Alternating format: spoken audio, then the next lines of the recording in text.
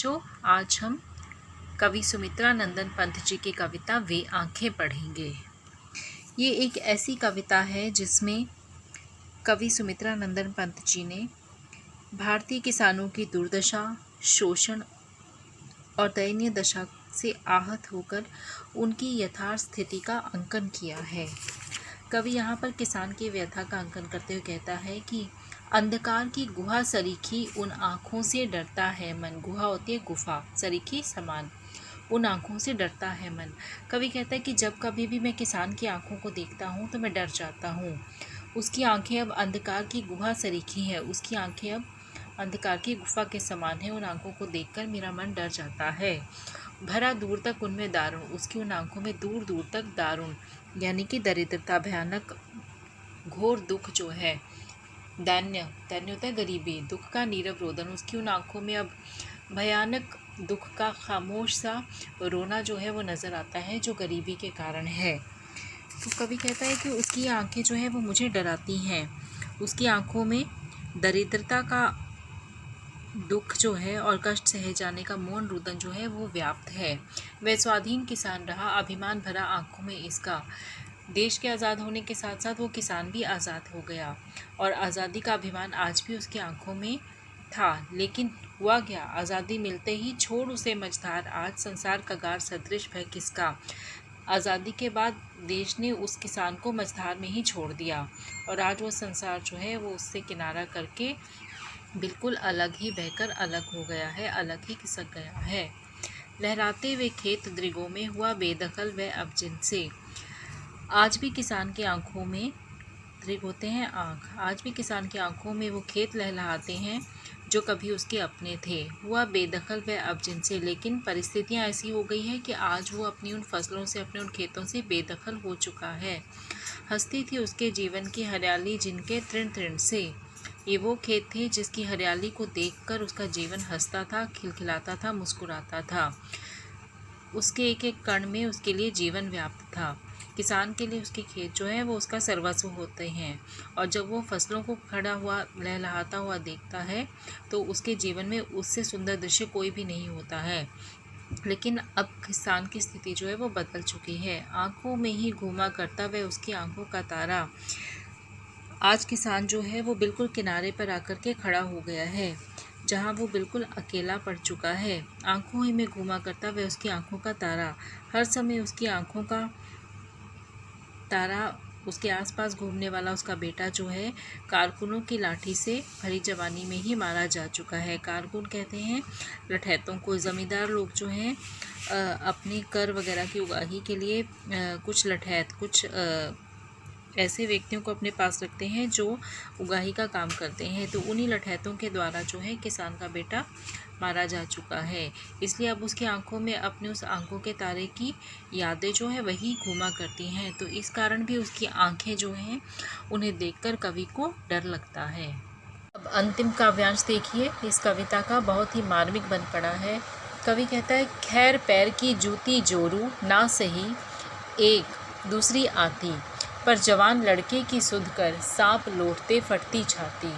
पिछले सुख की स्मृति आँखों में क्षण भर एक चमक है लाती, तुरंत शून्य में गढ़ वह चितवन तीखी नोक सदृश बन जाती। चितवन होता है दृष्टि। तो आगे कवि कहता है कि किसान के दुखों का कोई अंत नहीं था। खैर पैर की जूती जोरू, जोरू होती है पत्नी। हमारे समाज की ऐसी मान्यता है कि पत्नी को जो है, ग्रामीण समाज में विशेषकर, पत्नी को पाँव की जूती के समान समझा जाता है और ऐसी कहावत थी कि अगर एक नहीं है तो कोई बात नहीं, दूसरी आ जाएगी। तो उसी मानसिकता के चलते किसान जो है वो अपनी पत्नी को तो फिर भी भूलने का प्रयास कर लेता है, पर जवान लड़के की सुध कर सांप लौटते फटती जाती। पर जवान लड़के की सुध कर, लेकिन जवान लड़के के जाने की याद जब उसको आती तो उसके कलेजे पर सांप लौटने लगते और दुख के कारण उसकी छाती फटने लगती थी। अर्थात वो अपनी पत्नी का गम तो भूल चुका था, लेकिन जवान लड़के की मौत का सदमा जो है उसके लिए बर्दाश्त कर पाना बहुत कठिन था। पिछले सुख की स्मृति आंखों में क्षण भर एक चमक है लाती। जब कभी भी किसान जो है अपने पुराने सुख वाले दिनों को याद करता है तो क्षण भर के लिए एक चमक तो उसकी आंखों में आ जाती है। तुरंत शून्य में गड़ वह चितवन तीखी नोक सदृश बन जाती। लेकिन जैसे ही वह अपनी वास्तविक जीवन की स्मृति में वापस लौट आता है तो तुरंत शून्य में वह गड़ जाता है। वो फिर उसकी दृष्टि जो है एक शून्य की तरफ गड़ जाती है, अर्थात उसकी दृष्टि जो है फिर स्थिर हो जाती है, तीखी नोक सदृश बन जाती और बिल्कुल तीखी सुई की नोक के समान, सदृश होता है समान, तीखी सुई की नोक के समान जो है उसे वो यादें जो हैं वो चुभने लगती हैं। तो इस प्रकार से कवि ने जो है किसान की हताशा, निराशा और दुखों का बड़ा ही मार्मिक अंकन इस कविता के माध्यम से किया है।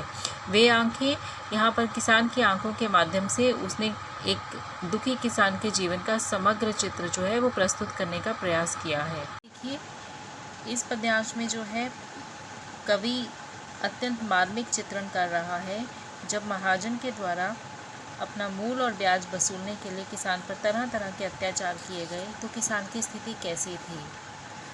बिका दिया घर द्वार महाजन ने, ना ब्याज की कौड़ी छोड़ी, रह रह आंखों में चुभती वह कुर्क हुई बर्धों की जोड़ी। बर्ध होते हैं बैल।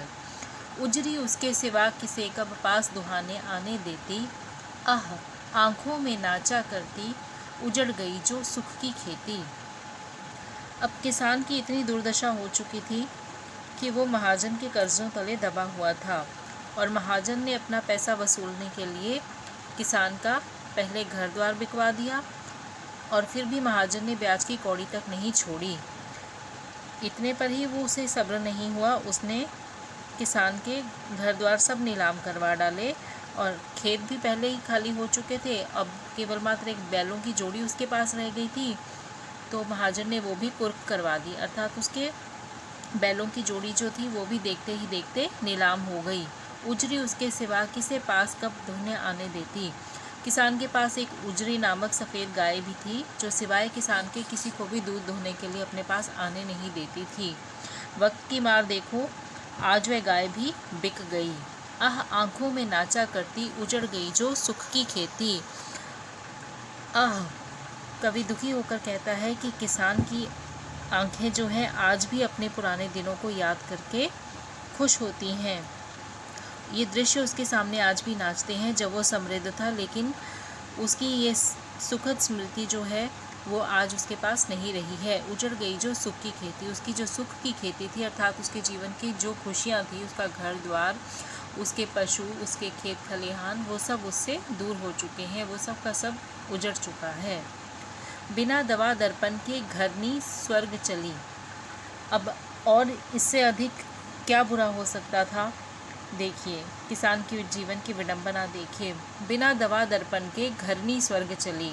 अब क्योंकि उसके पास घर बार, पशु, खेत खलिहान कुछ भी नहीं रहा था, उसकी बीमार पत्नी जो है बिना दवा दर्पण के, बिना दवा के स्वर्ग चली।